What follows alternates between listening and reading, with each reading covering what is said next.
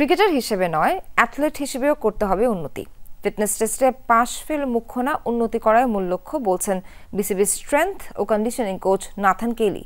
মঙ্গলবার টাইগারদের ফিটনেস ক্যাম্পের পর গণমাধ্যমের সাথে আলাপকালে তিনি বলেন, ক্রিকেটাররা যথেষ্ট পরিশ্রমী, তারা মুখিয়ে থাকে সেরা হওয়ার জন্য। জাতীয় স্টেডিয়ামে ফিটনেস টেস্টের পর দুদিন বিরতি দিয়ে মঙ্গলবার থেকে মিরপুরে শুরু হয়েছে ক্যাম্প। সকাল ৯টার কিছু সময় আগে বিসিবির স্ট্রেংথ ও কন্ডিশনিং কোচ নাথান কেলির নেতৃত্বে শুরু হয় ফিটনেস ড্রিল। প্রায় ঘণ্টা দেড়েক মিরপুরের মূল মাঠে ঘাম ঝরান ক্রিকেটাররা।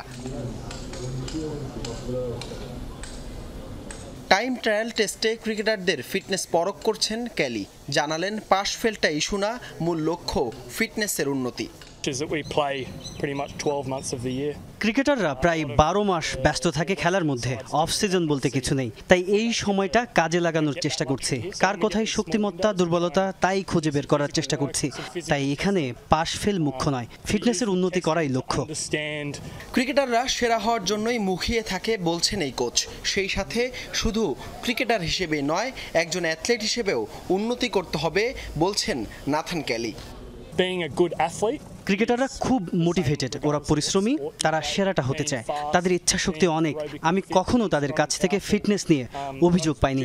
তারা তাদের সর্বোচ্চটা দিয়ে উন্নতির চেষ্টা করছে। তবে শুধু ক্রিকেটার হিসেবেই না, অ্যাথলেট হিসেবেও তাদের উন্নতি করতে হবে। ছুটি কাটিয়ে এদিন দলের সাথে যোগ দিয়েছেন লিটন দাসও। শারীরিক অসুস্থতার জন্য জাতীয় স্টেডিয়ামে ফিটনেস টেস্টে ছিলেন না টি-20 অধিনায়ক। কিছু সময় রানিং শেষে সতীর্থদের সাথে এদিন মাঠ ছাড়েন লিটন। শুক্রবার পর্যন্ত চলবে এই ফিটনেস ক্যাম্প। এরপর স্কিল ট্রেনিং শেষে 20 আগস্ট থেকে নেদারল্যান্ড সিরিজের ভেন্যু সিলেটে শুরু হবে প্রস্তুতি ক্যাম্প। হাসান আল মারুফ, যমুনা স্পোর্টস, ঢাকা।